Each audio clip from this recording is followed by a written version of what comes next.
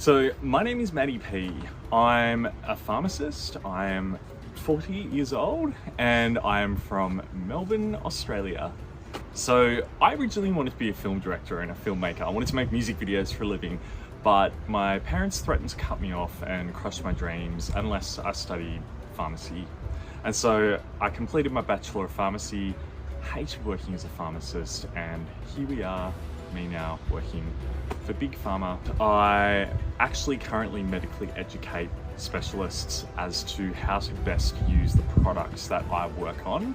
So I mean to rapidly build trust, and I plan on applying that exact same strategy I do in my work every day into my tribe mates in the game.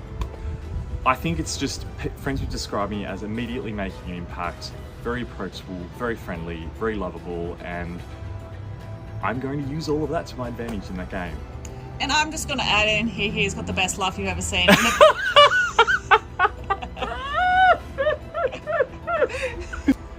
I think people will underestimate how strategic and how calculated I am in almost everything I do in my life. I'm currently terrified because I'm sitting next to a bush and we have huntsman spiders in Australia, and for anyone watching at home, they're fucked.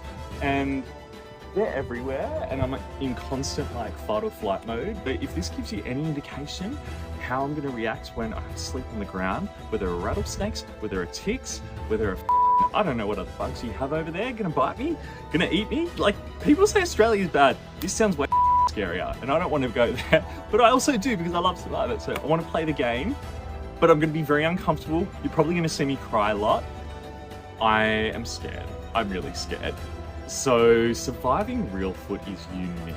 It is, to my knowledge, the world's longest Survivor themed LRG, which is huge. I'm like, oh my God, I can't believe I can play an LRG that goes for 8 days on the other side of the world and really come and experience something as close to authentic Survivor as you possibly can.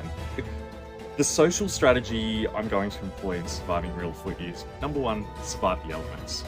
Number two, align myself with ideally female players and ideally female players of colour, because I'm a big believer in optics in games like this. In every game I played, whether it's a one-day game, half-day game, whatever, if you see two tall white men together, that demonstrates threat and is perceived as threats. So I want to work with little people that have really, basically anything that's very different to this. Get all of the players that I find the biggest threats in the game out pre-merge, because I don't want them sitting on the jury. I can win surviving Real. I'm not flying all the way there for shits and giggles.